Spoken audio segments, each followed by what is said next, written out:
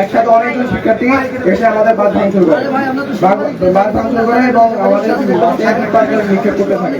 তো ঘটনাক্রমে সেখানে আমাদের কলেজের বাস তখন সেখানে উপস্থিত হয় এবং সেখানে আমরা সবাই মিলে মানে আমাদের বড় ভাইদেরকে বলি যে ভাই এরকম এরকম আমাদেরকে হামলা করেছে। তো তখন বড় ভাইরা যখন আসে তখন তারা পালিয়ে যায় সেখান থেকে। তো আমরা যখন তারা পালিয়ে যায় তখন বড় ভাইরা সহ সবাই মিলে আমরা বাসে উঠি। বাসে ওঠার পরে বাস যখন রওনা হয় সেখান থেকে, তো আমরা কিছু দূর যাওয়ার পরে মানে সিটি কলেজের একসাথে অনেকজন শিক্ষার্থী এসে আমাদের বাস ভাঙচুর করে এবং আমাদের নিক্ষেপ করতে থাকে।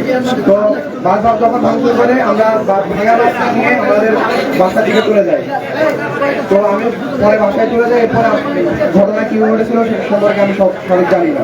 আলোচনা শোনা করতেছিলাম, এর মধ্যে আমরা খবর পাই সিটি কলেজের ছাত্ররা ঢাকা কলেজের বাসে আক্রমণ করেছে, আমাদের অনেক শিক্ষার্থীকে আহত করেছে।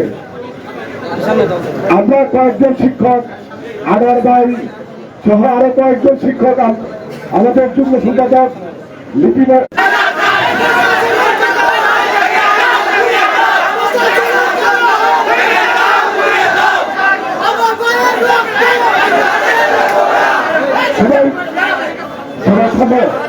সেনাবাহিনী এবং পুলিশ টিয়ার গ্যাস এবং